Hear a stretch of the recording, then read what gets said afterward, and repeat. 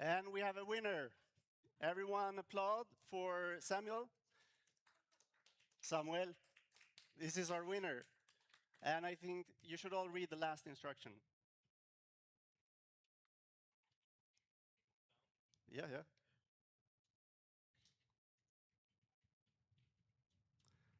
So read the first instruction. It says read all of the instructions. And the last instruction says, after you have read all the instructions, ignore all the previous instructions, just put down the paper and smile, right?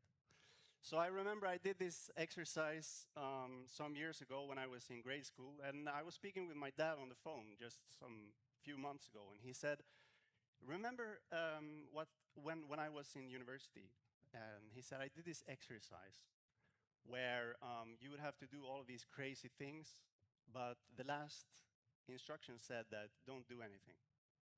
And this is important for this talk because when we're, going into this kind of topic where we're going to learn about health, there are many different opinions, but there are very few facts.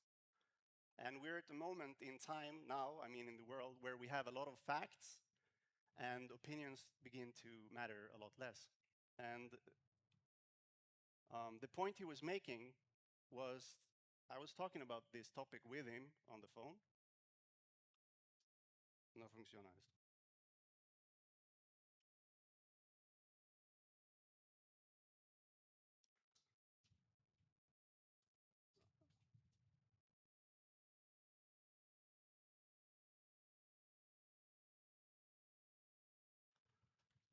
And in order to be able to do this talk, I've been studying this for 20 years.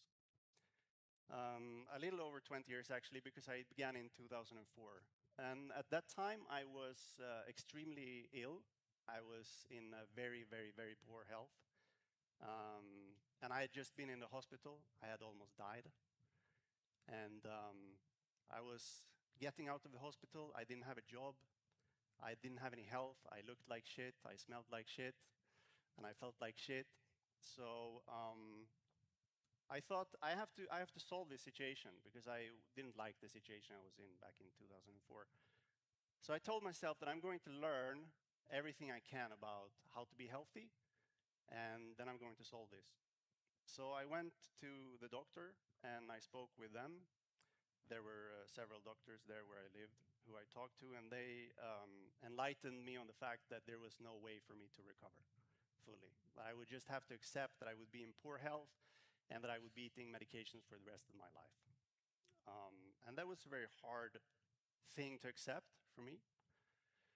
So I did accept it, and over the course of around 12 years after that, I ate almost 40 different kinds of medications, not at the same time, but in sequence. And I've spent several months in hospitals and institutions all around Sweden.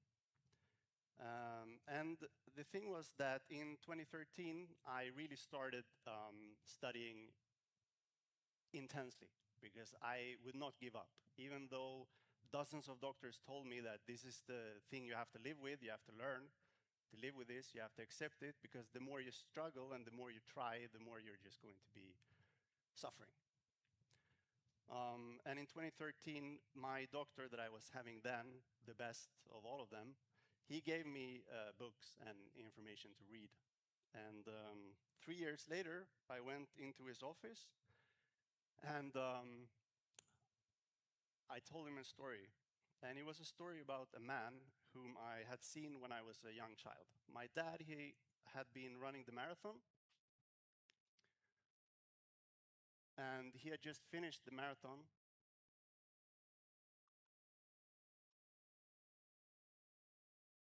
No. He had just finished the marathon, and we were standing next to the racing track. And I see this man who comes running with great difficulty. And I was about 3 years old, and the man, he was running like with very great difficulty, had a lot of problems in his body. And I started laughing because I was a young child. I'd never seen anything like that. And I was pointing, I laughed at him. I said, look, Dad, look, he's running so funny, this guy is. And my dad, he didn't say anything. He just looked me straight in the eyes. And I looked at him like, oh, I did something wrong, right? And he told me, this man that you see running here, some years ago, he was in a car accident. And the doctors told him that he's never going to walk again. And he didn't say anything more. And I was completely blown away because this was like a miracle. This guy had been told that he would never walk again, and here he was finishing a marathon, right? It's not this man. This man has a similar story. His name is Alex, and he is actually Spanish, and he won a Guinness World Record for having completed the Barcelona Marathon with 72% or something like that, over 70% disability. Most of his left side is disabled, and you can see he's very happy. And he had a similar story told to him or his parents when he was born, and they said that he has two options. One is to die, and the other one is to live like a vegetable, right? They literally tell him that his life is going to be impossible. And this was also what the doctors told me for 12 years, you know, that your situation is not going to be resolved. It's impossible, you know. But I am possible, right? I'm standing here, and I have been off medications for 9 years. I quit my medications in 2016.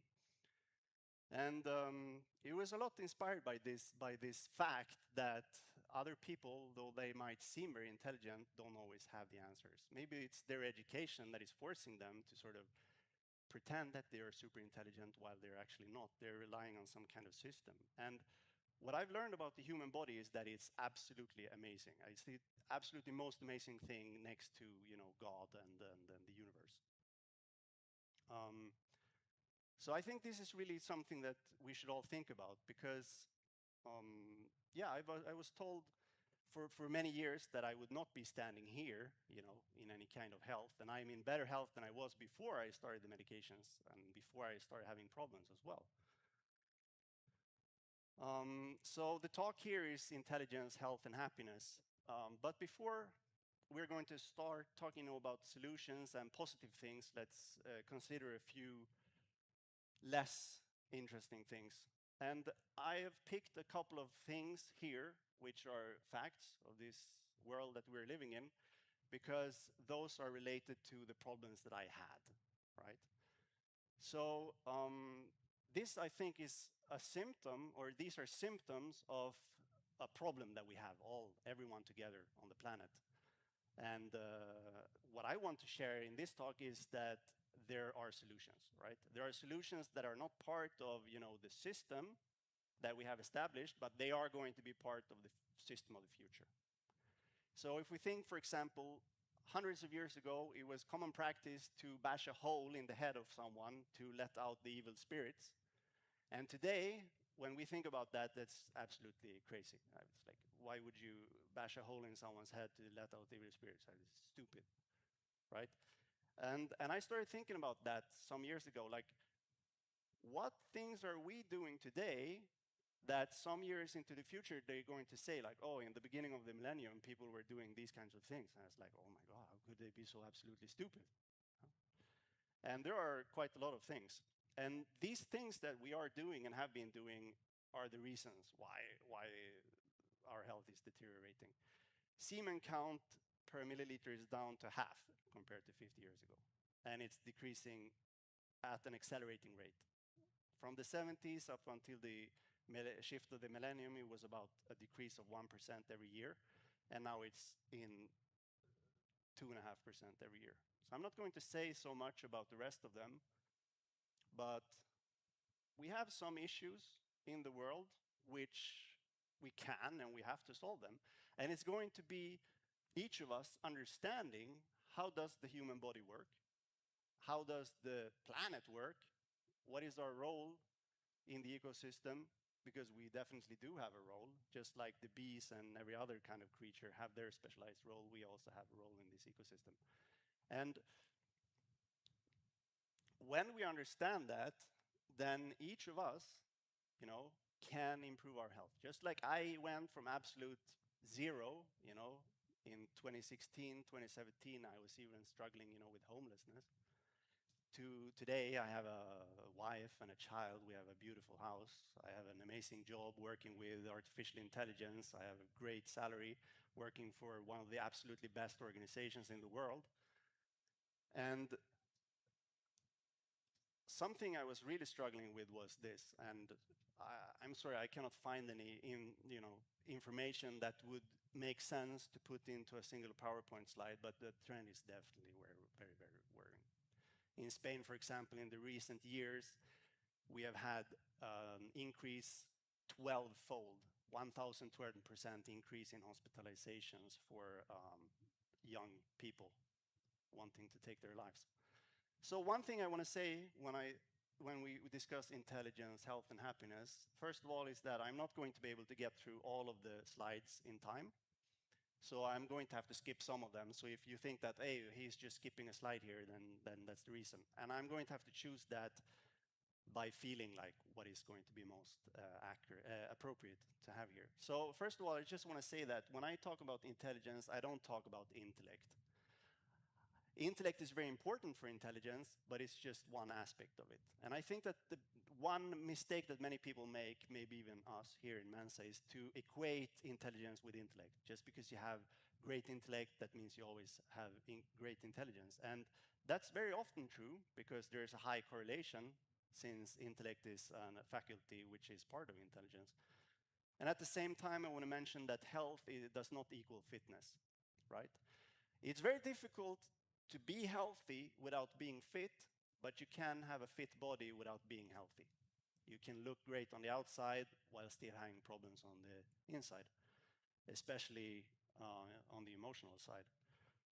And last of all, I want to mention that happiness does not equal joy, because joy is an emotion or a feeling, something, a chemical state within the body, which appears and then disappears after some minutes, whereas happiness is like the baseline of all of your emotions. So does anyone here know all of the 3 core purposes of this organization?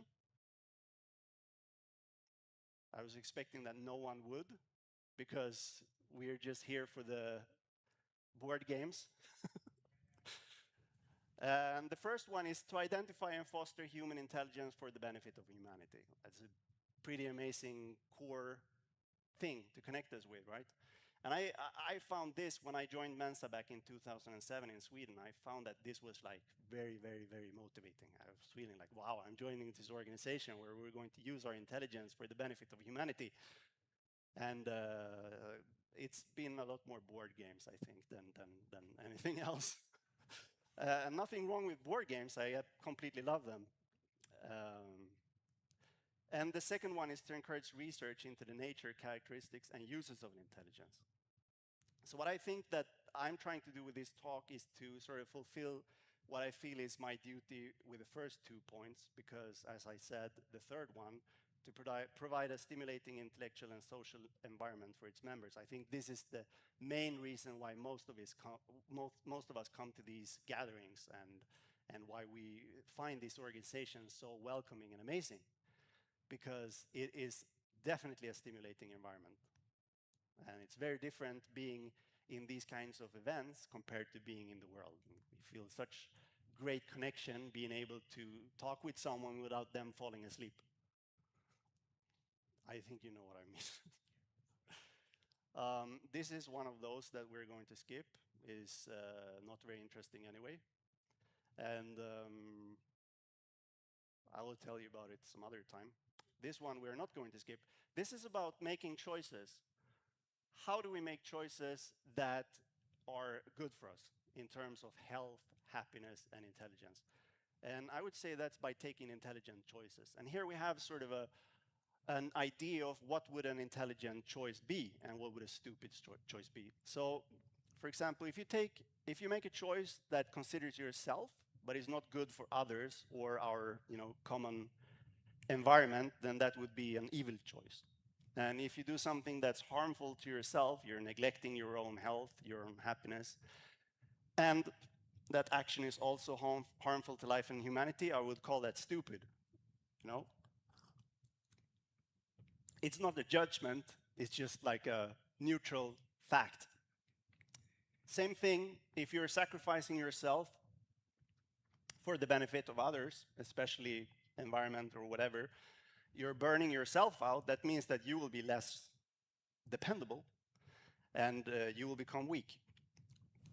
So my hope is that by listening to me, I don't know today if that's going to happen, but definitely the information that I do have to share, statistically speaking, if everyone on the planet would follow my program and listen to what I have to say, then I am sure that everyone would at least live 1 decade longer.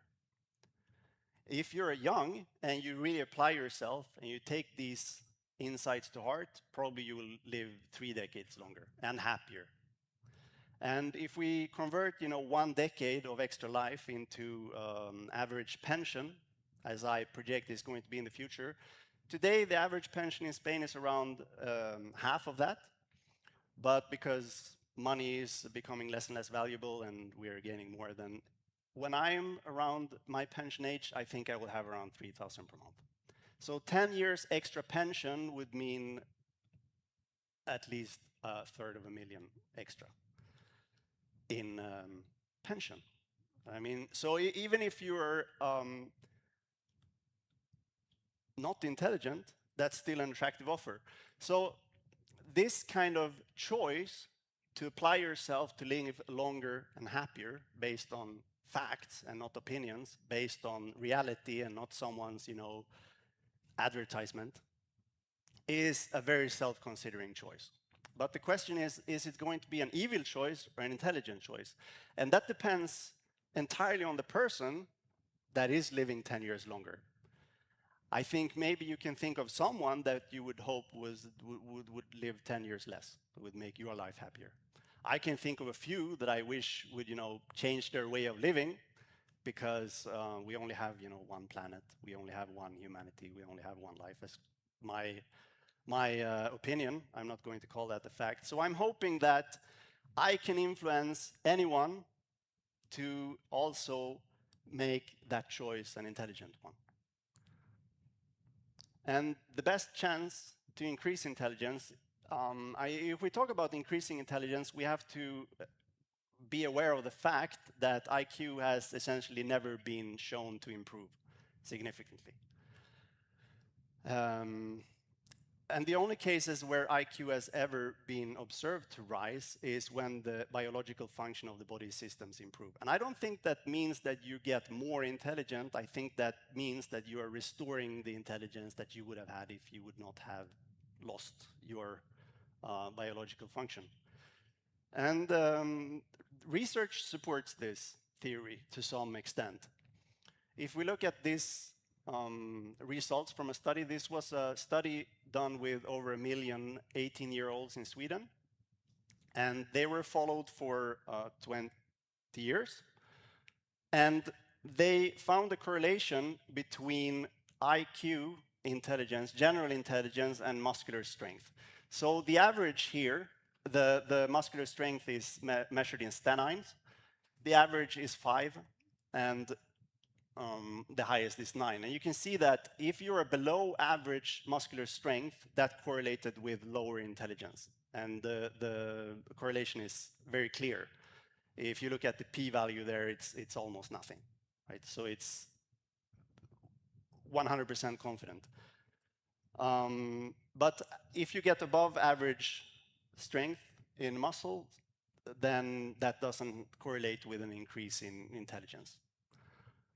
However, if we look at the cardiac fitness, then we see an almost linear relationship between your cardiac output, your aerobic fitness, and your IQ in every type of aspect of IQ as well.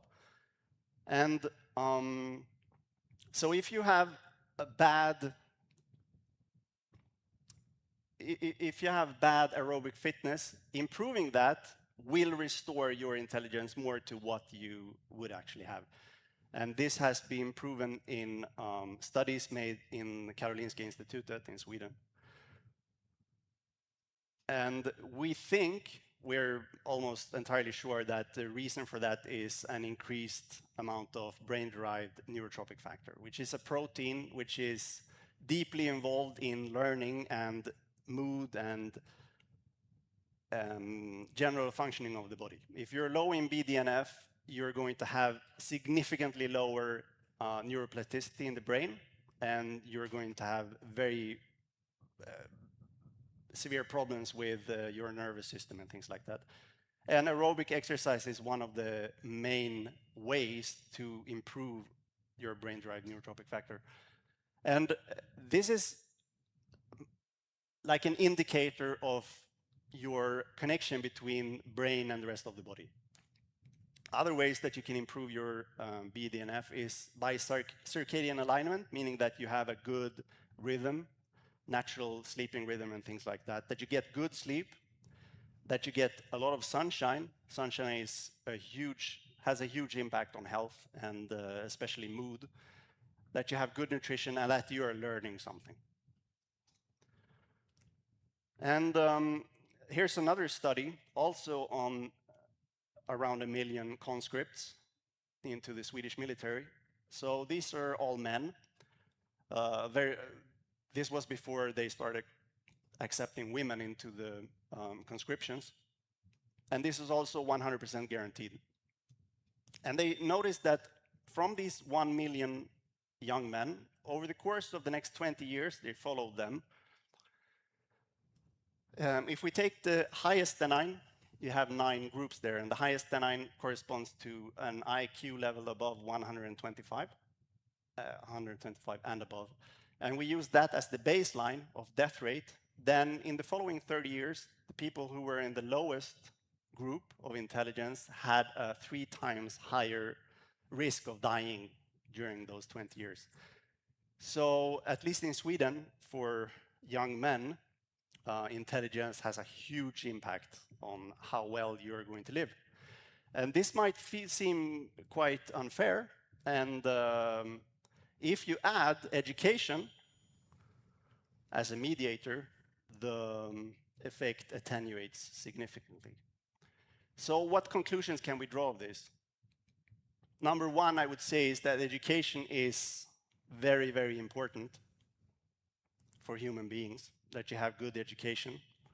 And the second is that because of the system that we have in the world, people who have higher intelligence also benefit more from education, because they can get into higher educations and things like that. And this is something that people have been working a lot with, because what we know today is that even though you have a lower intelligence, you're still able to learn all of the significant things if you're allowed to.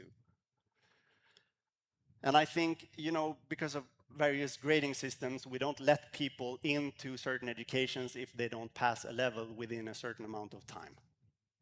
But if they would have been given more time, let's say that they would have been in grade school 2 years extra or whatever, then they would have been able to get there. And also we have different kinds of social structures preventing people from getting the education, because if you're in a certain social group, being educated or learning things is considered nerdy or not cool. But education is widely important for health and intelligence. And I also think that understanding things in a correct way is also important. You have all heard this expression, right? Great minds think alike. But that's actually not the original expression. The original expression said, but fools seldom differ. So the original sort of idea that was meant to be conveyed has disappeared, because we use this when we have been talking with someone and they agree with us, and we say, yeah, great minds think alike. But the point of this word of wisdom is that you should not think that you are right just because someone else agrees with you. Because we can all agree on something, like they did, hundreds of years ago. Bashing a hole in the head of someone is a good idea because it will let out the evil spirits. But that was not congruent with the facts of reality. So looking at the facts of reality is very important. And today they are more available than ever. Anyone can learn anything, basically. There are very few things that are mysterious today. And that can be very boring in one sense, because once the mystery disappears, for some of us, the fun disappears, because we want to be sort of exploring. And I think that another thing is that we have this expression called jack of all trades, master of none, which means that you should specialize, you should become a master of something. But that's also not the original expression, because it says oftentimes better than a master of one. And I think that, I don't know about you, but for me, when I start learning about something, I want to understand it, and I want to learn everything about the related things. And when I was in school and I started wanting to learn something, I would ask questions. And sometimes the teacher would be like, please, you can't ask so many questions. The other ones had to learn what we're going to do right here. And eventually, when I got older, people were like, you're too interested in too many things, right? You're like a jack of all trades, master of none. So I was really happy just actually a few weeks ago when I learned that the entire expression is this. So, and if we look at this image here, we have a tree, and this represents human health. So at the top, we have small g, or lowercase g, which is general intelligence. That is what IQ is supposed to correlate with. This is an actual thing that exists in us human beings and other creatures on this planet as well. And we have an exceptional general intelligence, all of us, all human beings, not only us in Mensa, but every human being, in comparison with other animals, have an exceptional, really, truly exceptional general intelligence. And we also have needs. Just like a tree have needs, we have needs. And in this representation here, which is a way for us to memorize this, is that I've written 11 needs at the bottom. And this is the core of how to attain intelligence, health, and happiness. Because the quality of our intelligence depends on what happens in the trunk of this tree, which is the systems of the body. So we have, depending on the framework, we have between 11 or 13 systems of the body. If we would want a more complete one, there would be a fascial system here as well, for the fascia, the structure that envelops all of the organs in the body. I have not included that because the framework that I use is 11 functional systems. And in that, I also group together the endocrine and reproductive system, because the reproductive system doesn't have a huge impact on our health, but the ovaries and testicles as endocrine organs are very imperative for our health. And don't worry if you don't understand this, because I have another image here where we have the first one is the integumentary system, then we have the muscular system, the skeletal system, the endocrine system, the nervous system, the immune and lymphatic system, we have the respiratory system, the circulatory system, the digestive system, the renal or urinary system, and last we have the symbiotic microbes. And that's something that I find really interesting about us human beings, is that we have these microbes which actually outnumber our own cells in number, and they are actually part of who we are. We human beings are, I mean, I guess all of the mammals are what's called halobionts, which mean that we are a union of not only our own DNA and our own cells, but other symbiotic organisms. And these are actually part of who we are. They are part of our personality. They create things that influence how our DNA is expressed. And without them, we don't have our personality, we don't have our mood. And they're very important. They're often left out in context when we're talking about organ systems, which is why I call this framework the functional systems of the body. And the most important here for health and happiness, I think, is the nervous system, obviously, because that's where the brain is, and also the respiratory and circulatory system, where the heart is, and then the endocrine system, which controls all of the glands that excrete hormones, controlled largely by the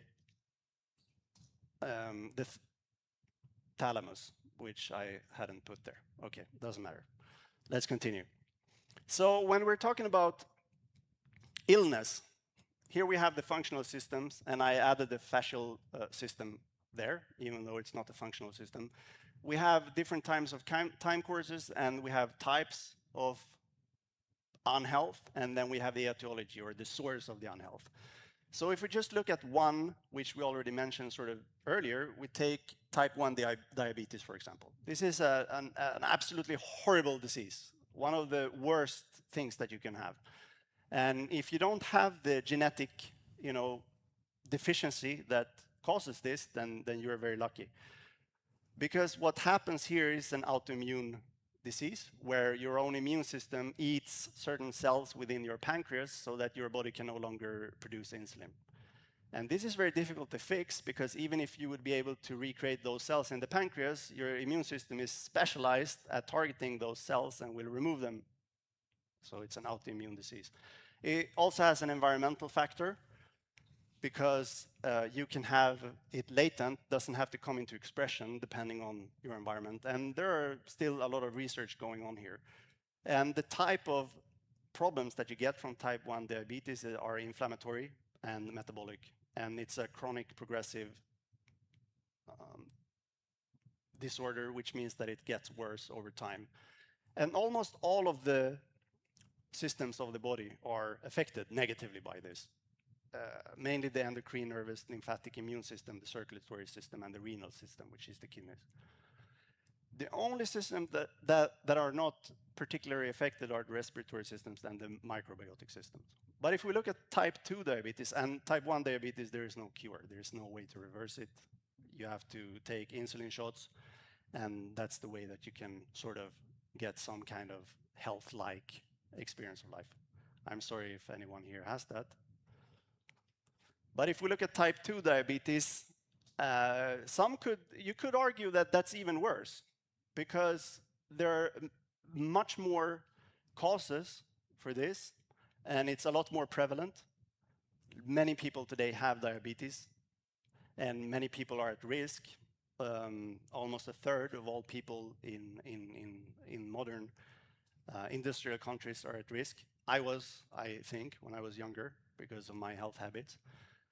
But this is reversible. If you get type 2 diabetes, then you do have a chance of reversing that. And it doesn't really show, but the self-limited there in time course is supposed to be very, very slightly colored. And that is because self-limited means that it's a disease that is going to sort of fix itself. And if you change your way of life and understand the systems of the body and understand the needs of the human body, then you can definitely reverse type 2 diabetes. That means that 1/3 of all the people who are living on the planet today, if they would change the way they're living, they would not be at risk of this horrible, horrible disease. It's a very horrible disease because it affects your brain and it affects, every system of the body. Every single system of the body is negatively affected by this disease. And it can be reversed.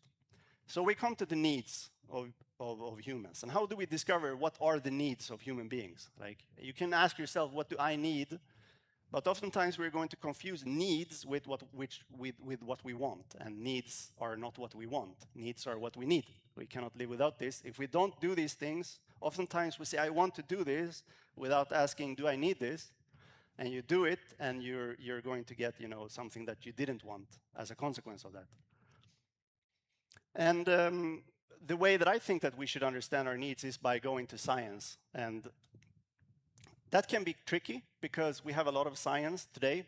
And here's just one example of how tricky it can be. This was a study that was done. You see it has an extremely low PI value, extremely low p-value and very high, but large confidence interval. But it is statistically significant according to this study. But there are some problems with this. And if I ask any one of you here, I don't know how much experience with medical science you have. Does anyone see the problems with these numbers? Does anyone understand the numbers? What we can see is that people who were in the hospital dying from COVID, those people who had below a certain value, 12 nanograms per milliliter of vitamin D, they died at a significantly higher rate, 12 times more people died with a deficiency in vitamin D compared to those that did not have a deficiency in vitamin D. And even when there was just a slight deficiency, 80% died in comparison to something like 98. So we could conclude from this study that vitamin D is super important for COVID survival, right? But that's wrong. The first thing that's wrong about this study is that we have a very low N. That means that we have very low actual people who were in the study. Number two, it's an observational study. It's actually a retrospective cohort study where we're looking at data after the fact. And we also see that all of these people, they were already hospitalized. So there can be many confounding factors, meaning that the reason that of this difference can be other things than vitamin D. Things that correlate with vitamin D doesn't mean that vitamin D is the causation. So they did, more studies on this. And if we think about how to approach scientific studies, then we need to understand that things that are sometimes considered as information are actually the foundation for problem. And I don't mean problem as something that's bad, I just mean something that can be solved or something that can be studied and learned more about. So we have background information, expert opinion, anecdotes, personal experience, and traditional practice. These are problems, things that we can look at to get questions that we can answer with scientific studies. And then we have observational studies where we can do a case report of one person, where N is 1. We can do a case series or case study, or we can do a cohort study, which was the previous one. And if we move upwards, we can do randomized controlled trials and non-randomized controlled trials. Those are more experimental studies, where we are controlling the variables. And at the top is usually considered critical appraisal, systematic review, and meta-analysis. These are usually considered within the scientific community as the top of the pyramid of quality of evidence. But I will put that in a red triangle because it all depends on what are you doing a meta-analysis on. For example, if you're doing meta-analysis of many single case reports, I don't think scientists do that, but that would be just a lot of analysis of many different kinds of low quality evidence. And if we look at this study that we have, it was a retrospective cohort study. So in order to be able to answer if vitamin D is important for COVID survival, we would have to move up in the pyramid and do something that is more valuable for evidence. So we would have to do a randomized controlled trial, which is called the gold standard of scientific inquiry, oftentimes when it has to do with health. So they did one, which was a randomized controlled trial with a lot of people, and not only people in the hospital, not only sick people, also a very high confidence in it's 100% guaranteed. And they gave them 2 different doses over 6 months of vitamin D. So we have the baseline here showing that that was where they were in how much vitamin D they had. And if you look at the red line, that's the red line that we had in the previous study. So the question we have here is, does vitamin D improve your survivability? Now, they actually didn't test that, but they did test if you would get more COVID infections if you had vitamin D. And what we could see was that you actually got more infections if you had this vitamin D supplementation. But there's a problem here as well, and that is that the confidence interval is passing 1, so this is not statistically relevant. And we are actually not testing for survivability there.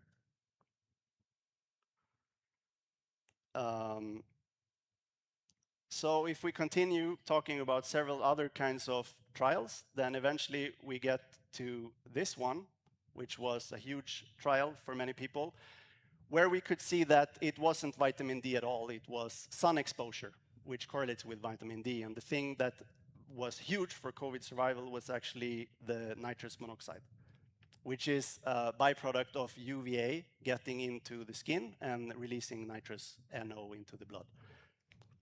So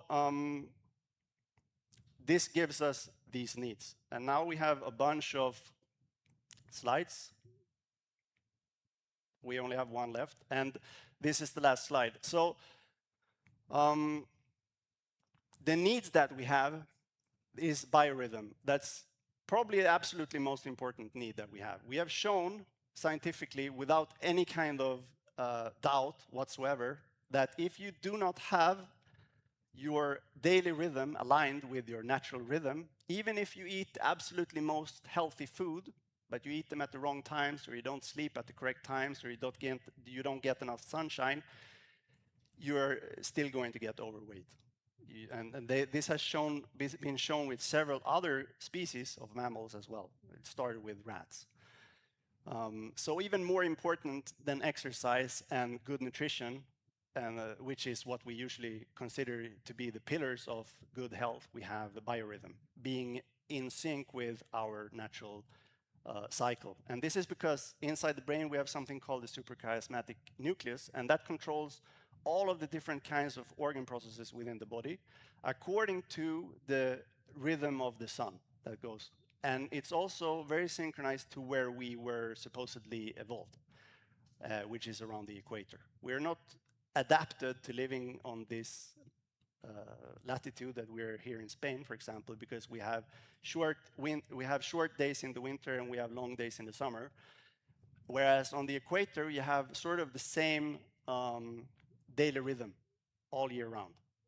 The night and day is approximately the same, only differs around half an hour year round. And then we have the other ones, which I think you are more familiar with, which is exercise, restoration, intimacy, very, very important. Greenery, also hugely important to get plants around you. Hygiene, obviously, has been the absolutely most important thing for our increased longevity. Truth is perhaps the absolutely most important, especially when you get older, and especially when you're very young. And then we have the nutrition, air, water, and sunshine. And from my 20 years of studies, I've actually created, I am creating right now an education course, collecting all of the information, everything, all the studies that I've analyzed, all the studies that I am reading about this subject are within this system. And I'm creating an application which is based on three aspects. Number one is habits, number two are principles, and number three is learning, understanding. And it's all centered on the functional systems of the body. You will, if you would do this program, then you would understand each of the functional systems of the body in absolute detail. You would be laughing at a doctor if they would try to communicate with you. If they don't understand it, they are supposed to. But if they don't understand it, which my doctors obviously did not fully, then you are going to be able to tell them like, you are wrong, right? Or if they are good, they are going to say, wow, you're so smart, right? And you will also learn about all of the needs in detail. And if you follow through with this program, I can guarantee 100%, I mean, I'm obviously not supposed to because that would be false marketing, but I can guarantee that statistically speaking, if everyone would do this program, they would live at least 1 decade longer. And it's completely free, especially now during the beta test. But everyone who signs up and are accepted, you can go to this address, divinox.com. There is a waiting list that you can apply for there. And everyone who applies and are accepted, it's going to be free forever. So I advise you to do that because you are definitely going to live longer and you're definitely going to be happier. And if you have any kind of chronic illness that can be reversed, and most of the diseases that we have on the planet can be reversed, you are going to be happier and healthier. That's it. I don't have time for any questions, I think.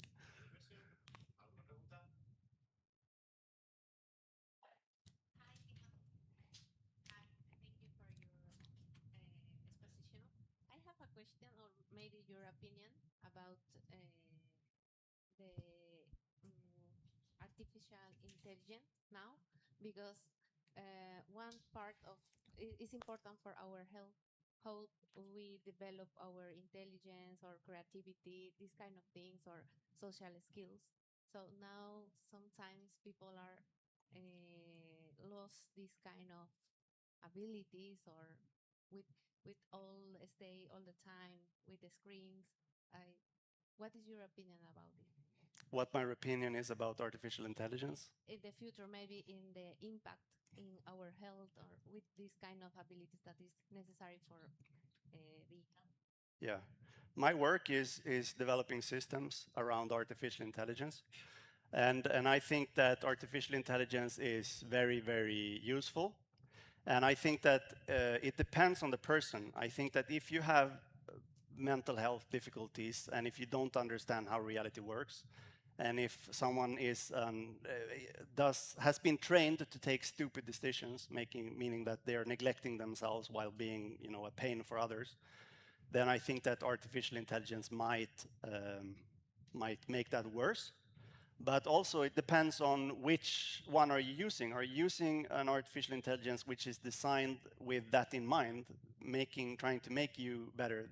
For example, OpenAI have recently made adjustments to their system prompt for their GPT service, trying to mediate people that were getting completely crazy and having a very, very difficult relationship with GPT. So I think that depends a lot on the person and also which company are you using. I think there are a lot of opinions on artificial intelligence today, and I usually avoid having opinions. I think that facts are a lot more important, and I think that power in terms of wisdom comes from when you can admit that I don't know. And I think that saying I don't know means I don't have the facts, or I have not researched this properly enough. So I avoid having opinions, but you ask for my opinion, and my opinion is that I think it depends a lot. I think that in general, probably it's going to be very difficult. But if we make an effort to understand how we work and function and improving that, I think we can also leverage artificial intelligence like we have any other technology in the past. I mean, if we go way back to what made civilization possible and what made it so that today, around 1 out of 20 people who was ever on this planet are alive right now. And when I did one of the talks in 2 years ago, or 3 years ago, we were just about to pass 8 billion people on the planet. Now we are around 8.2, 8.3 billion. So 200 to 300 million people we have increased in that time. We are increasing in number on this planet in a huge amount. At the same time, we are reducing the amount of soil, which is what all life depends on, meaning that the amount of life that the planet can sustain is reducing.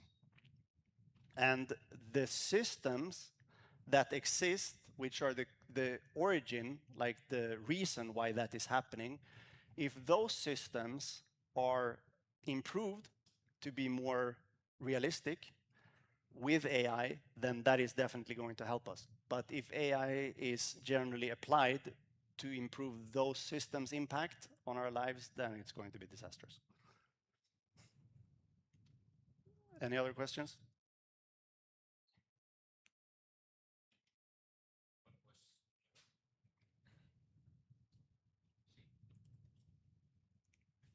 I think it's the last one, right?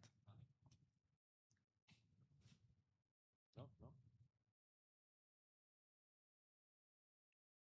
¿Ahora? ¿Ahora?